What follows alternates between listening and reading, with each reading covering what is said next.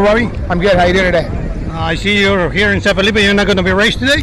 No race for me today. Just kind of hanging out and seeing what's going on. It's always good to be able to sit back and look at the competition and see what they're doing and see where the goalposts are, because a lot of times I'm racing, so I don't get to see what's going on and how guys are actually hitting their cars and I mean, I have my ways of doing it, and it obviously still works because we won the BALA 500 last year. But I just like to learn, and I think it's a good opportunity to come down and get a visual and learn. Okay, tell us about your experience in Dakar with your new truck called Gordini. Well, the Gordini we obviously had trouble with it, but I don't think we had as much trouble as people realize. Our biggest thing was vapor lock. It was so hot on day one that the engine, it boiled the fuel on the way to the engine, which what that does is it leans out the pistons, and I burned up a piston on day one. Whoa. So because you're not allowed to change engines at Dakar, we just kept running it until it finally blew up. So that was a bit of an unfortunate situation, but at the end of the day, the car's good. We'll bring it down to Nora this year. We plan on racing Nora with the Gordini and learn some more, and we don't even have the car back in our possession yet from the Dakar.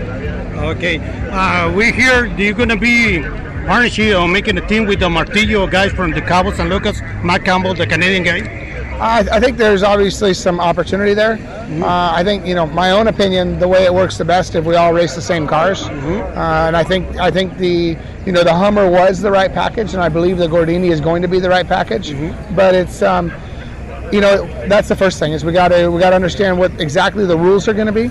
And then if we're gonna go for the win with two cars or just one car, and his car is a support car. But my first choice is all the cars are the same.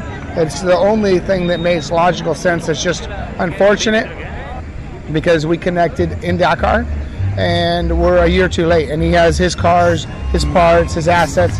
How do you make those assets work at one big team?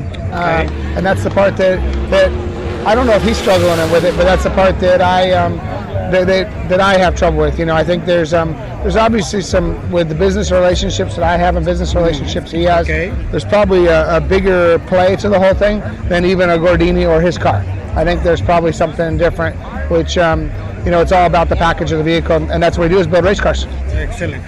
Tell us about Stadium Super Trucks Series. It's almost starting in April. Yeah, we're what are we, 4 weeks away? I'm actually kind of scared about it, but we have our first race down in St. Petersburg, Florida.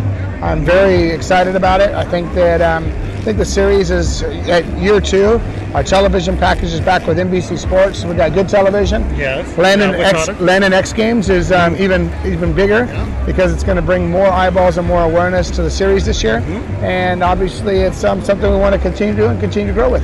Excellent. Do you think it's going to be possible to see one of those series one time in Monterrey City or one of the important cities in Mexico? I think it is. I think there's opportunity for that series.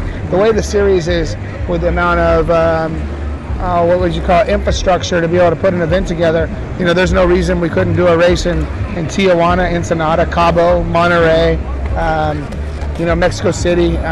We don't even need dirt for that matter now. We've got our own metal jumps, and we could run it. We can run it pretty much anywhere. Oh, excellent. Anything you'd like to say to all the Mexican fans that listen right now? No, I just want to, the most important thing is say I appreciate the support and love racing in Mexico, love coming to Mexico. I've been in Mexico now for about 12 days, and I love it. I mean, if I could be here more, I'd be here more. Okay, thank you, Robby. Thank you.